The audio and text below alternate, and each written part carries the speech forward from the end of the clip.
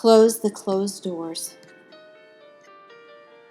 I grew up in a home where, from the very beginning, I was made to feel awful about who I am. Both my parents would say curses out of their mouth concerning my future. A little toddler, where a very large life was before me, had already been cursed. The words they would say would speak the same message. You aren't good enough. I was born a certain way with certain likes and dislikes and gifts, and I now have spent half a century hating that person because I was told I needed to be someone else to be liked or loved. How can you move forward in life when you hate yourself and are told to not love yourself as God created you? My parents had their ideas of what I should be, but I don't know what those were. They never told me. They only told me what I wasn't and that I was missing the mark. They repeated often that they were failures as parents because we had become such losers. I believed my parents, but when I look back now, I think about the amazing achievements my brothers and I worked so hard for despite being called failures. According to my parents, though, I amounted to nothing. I would work myself to exhaustion trying to earn their love.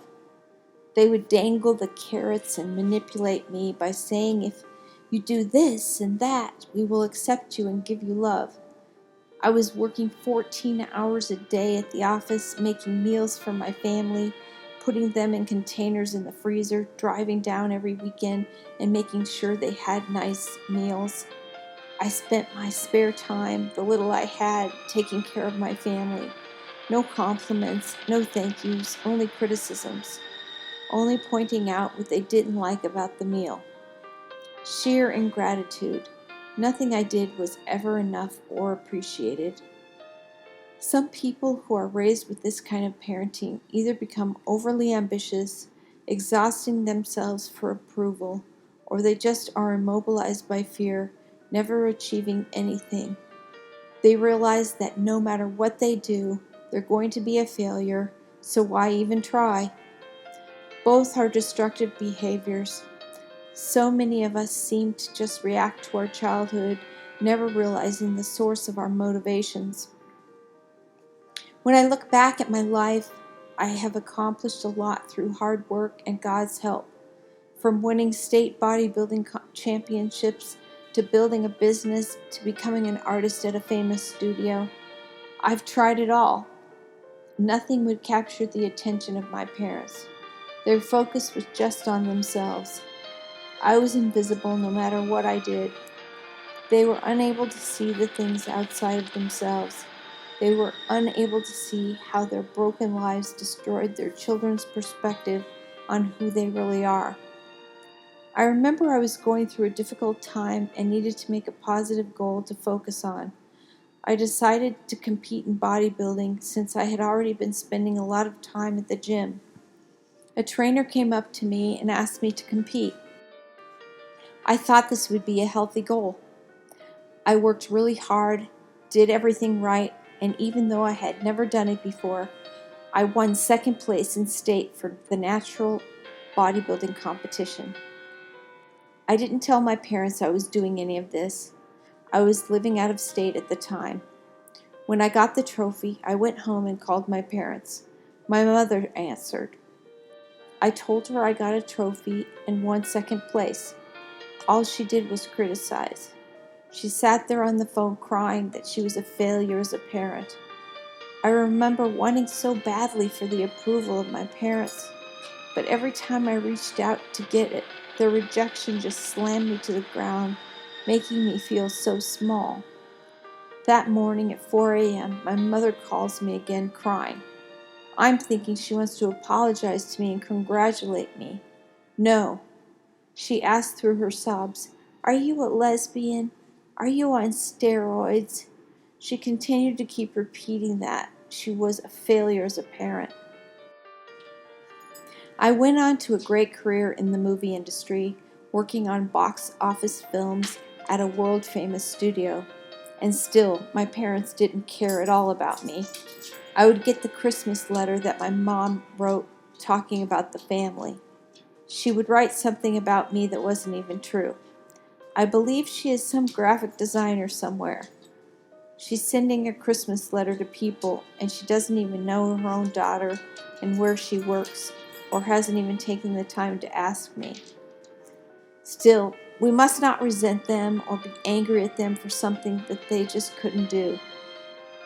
But they just couldn't see. They were so broken that they couldn't see beyond themselves. They didn't feel good enough, so nothing that I could do was good enough either. And if I accomplished more than they did, a compliment was not what they gave. They only could criticize because now they were jealous. You must feel sorry for those who hate themselves because they can't allow people to love them, and they certainly can't love other people. Father, forgive them. They know not what they do. They're just reacting to their own brokenness. The children become the subject to the very abuse their parents experienced to the third and fourth generation. I had gotten to the point where my dad's chaotic behavior and abusive language towards me rolled off my back. I had enough therapy to where I just wouldn't react anymore. Some of it was so ridiculous that I would laugh and make a joke about it. I suppose, though, you don't ever forget the rejection that you get from your own father devaluing you so badly. I thought I had a handle on it. Then when my husband was able to bring up all of that stuff and torture me with it again, it ended up opening all the wounds that were healed, and they started bleeding again. He was now abusing me with the same methods my father did. This is what psychological warfare is. This is truly demonic. It now started being too much. I couldn't handle the abuse of my father and my husband at the same time. I cracked. I married someone who listened and observed. I misinterpreted this as him caring, but he was just gathering information to use against me to try to destroy me. He used my very words as weapons against me, and everything that would make me happy he would eliminate from my life. How much is too much? How many times do I go back and try to show these people love when they just have hate in their heart in return? I have misinterpreted the scriptures so badly in my life. Forgive 70 times 7. Yes, we need to forgive, but we don't have to trust those people again. We don't have to trust that same person who keeps hurting us intentionally. We must love ourselves. Ask yourself if you would allow someone to treat someone else like that. If the answer is no, then you don't have to put up with it either. I put up with things I would never allow my friends to endure. That's a big red flag. So I got to the point of physical and mental exhaustion, literally of wanting to die, trying to please the unpleasable. I could no longer take the pressure anymore. With insomnia so bad that I wasn't even sleeping 1 hour a night, I had turned into a slave and the prisoner to where I could not escape. What is this thing in the church where women are taught that they have to earn the love of their husband? That they have to work really, really hard and become a Proverbs 31 woman, and then maybe their husband will take notice of them. Even Proverbs was written by someone who had hundreds of wives. This is not what Jesus taught. Jesus taught that God's love is free. I had to get to a place where if I stayed one more day in this relationship, I would literally physically die. I can no longer take responsibility for the happiness of someone who will never be happy no matter what I do. At what place in life do you say enough? I've done enough. This is so difficult because when you finally stop, all the guilt comes rushing in. All the things you should have done, would have done, or could have done. All the things that might have changed the situation. And even though you've tried thousands of things, maybe, just maybe, one more thing would have made the difference. You thought that even if you sacrificed your life on the cross like Jesus did, it still wouldn't have been enough. This is still the same message that was given to us as children. This is still the same message that was given to Adam and Eve in the garden. You just aren't enough. This lie that just keeps repeating over and over again to try to destroy us and God's purpose for us. So I finally got the courage to shut the door on my father, and I finally got the courage to shut the door on my abusive husband. Too many chances only to end up bruised and battered emotionally from their abuse. So I took what little energy I had left that God gave me, and I ran. I closed the door and I ran. So many thousands of times I fell for their apology, only to be sucked in again and have them abuse me more. They weren't sorry because if they were, they would change their behavior. There was no change in their behavior for the positive. So after I closed the door, any attempts I made to reconnect with them showed they didn't care about me. The only thing they cared about was the fact that I was no longer meeting their needs, and they hated me for it. Here I was, homeless and penniless, getting text messages from my father that I would burn in hell and the lake of fire for not forgiving him, for telling me that I was going to be punished for not giving him a good Christmas like I had given him for years. This wasn't about forgiveness. I'm a forgiving person.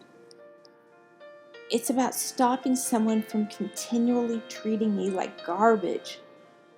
When someone is continuing to hurt you repeatedly, you can't keep up with the forgiveness in your heart. It's just too much. It only gives them license to abuse you more. If they truly aren't repented, there is no respect there. I didn't have boundaries, so they felt like they could walk all over me. I thought if I showed the kindness of Jesus, that they would be kind back, but that's not true. Some people are not capable of knowing what love is. They turn it away wherever they go, and they're not able to give it out at all. By confronting them that they are hurting other people doesn't make any difference. They're only thinking of themselves. Any kind of reasonable and rational trying to get them to see things from your point of view, from a normal person's point of view concerning having mutual respect for other people, falls on deaf ears. When their world is only about them, it doesn't matter if other people are destroyed during the process. As long as they get their way, the means justifies the end.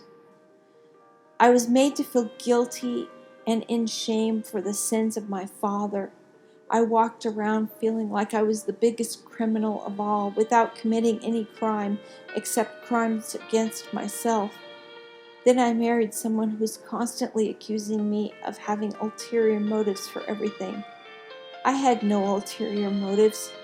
I just wanted to have a relationship with my husband.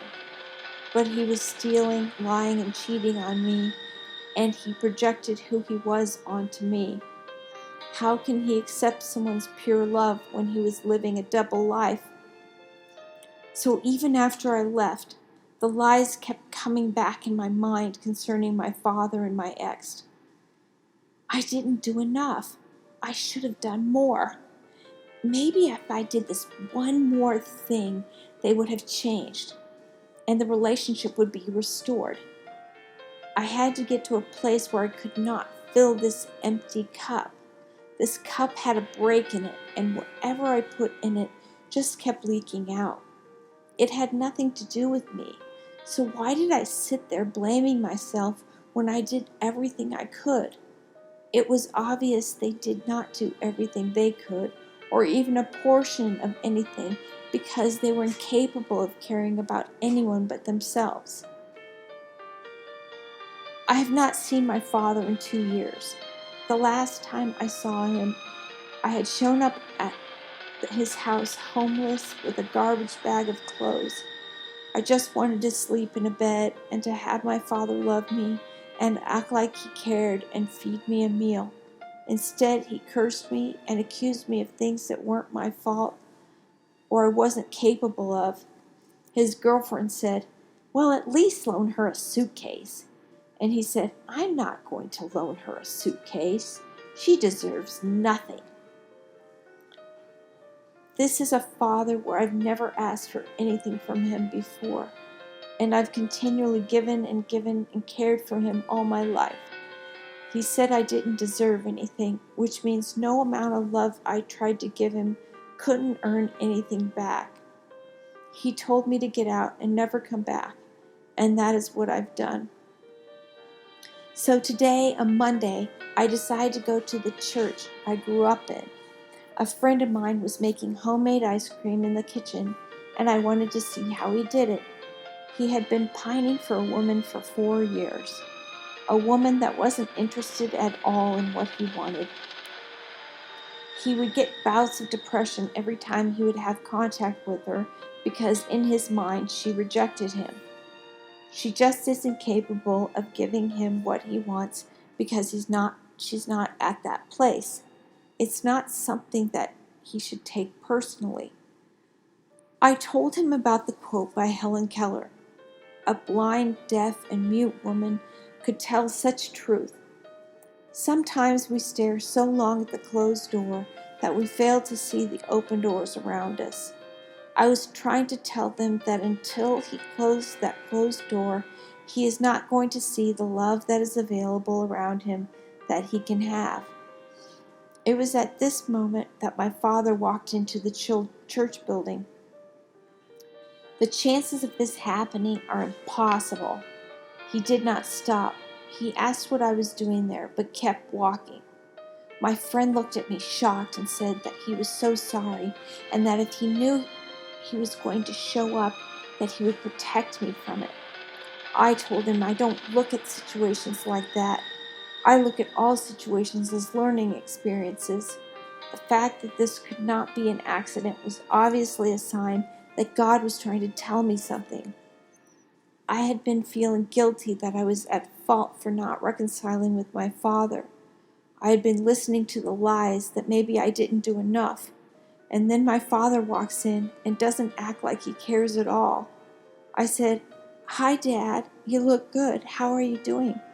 He responded with, "My hips hurt," but never stopped to talk to me or even look at me. I'm his only daughter. A loving father would welcome their daughter with open arms. He never has done that. I'm not someone who squandered all of my father's money and then came back to beg to be his servant. I didn't squander any of his money. I have been his unpaid servant all my life. I just took care of him. Yet he put no coat on me. He did not love me and treat me like he was accepting of me and cared. He kicked me out of his house instead. This moment in the church building was God reminding me that my dad hasn't changed at all. He thinks about himself only. He is unable to see me and unable to care or love me because he doesn't even know what that is. So the lesson here was to stop staring at the closed door. Stop thinking that that door will finally open to give you what you want. The door is closed for a reason. Close the closed door and go into the open ones. Go into the doors that are already open around you. The ones where people love you and accept you and value you, and you don't have to try to earn it by getting abused in the meantime. It's only when we finally bolt up the closed doors are we able to see all the opportunities for love all around us that we didn't see before. Love is free. God's love is free. I must stop being in relationships with people who insist on me climbing up the greased pole to receive love. I will never get there, and I will end up exhausted and empty in the process. Love is everywhere if we just leave the closed doors behind.